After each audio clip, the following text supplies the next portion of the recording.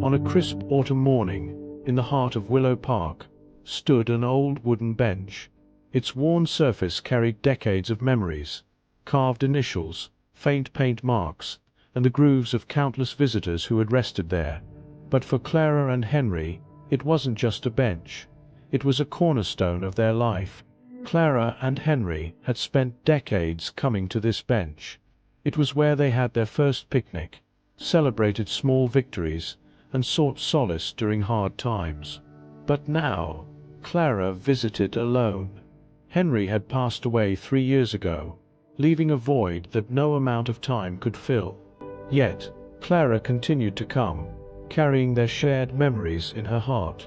One particularly chilly Sunday morning, as Clara approached the bench, she noticed someone else sitting there.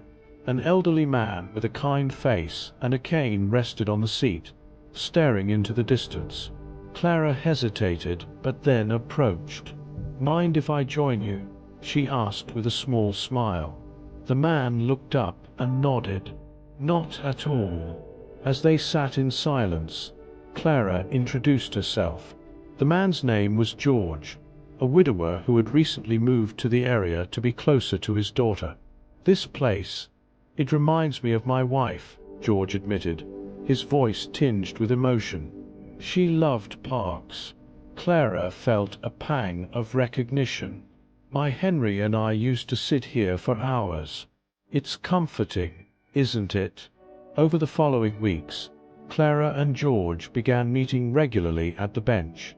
They shared stories of their spouses, laughed over fond memories, and found solace in their shared grief.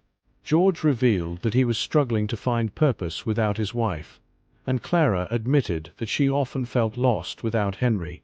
One day, George brought an old photo album. As Clara flipped through the pages, she paused at a picture of George's wife, Margaret, standing in front of a familiar bakery. Clara gasped. "That's where Henry proposed to me," she exclaimed. They laughed, marveling at the small coincidences that connected their lives. But life's twists weren't done yet. One Sunday, Clara arrived at the bench to find George missing. Days turned into weeks, and Clara grew worried. Finally, she received a call from George's daughter. George had fallen ill but wanted Clara to visit him. When Clara arrived at the hospital, George was frail but smiling. "I didn't want to worry you," he said, "but seeing you reminds me that life still has joy left to offer." Clara held his hand. "We've both lost so much, but maybe that's why we understand each other. Henry and Margaret wouldn't want us to give up." As George recovered, he and Clara returned to the bench, their bond deepened by their shared experiences. They decided to start a small community group for widows and widowers, offering support and companionship. The group quickly grew, filling the park with laughter and connection. The bench, once a symbol of loss, became a place of renewal. Clara and George found hope in each other and in the friendships they cultivated. Though their lives had taken unexpected turns, they realized that love's legacy wasn't just in the past, but in the new beginnings it inspired. In their twilight years, they continued to meet at the bench, not just to remember but to live. The bench had taught them that even in the face of loss, there could always be hope, a reminder that life's beauty persists, even amidst its sorrows.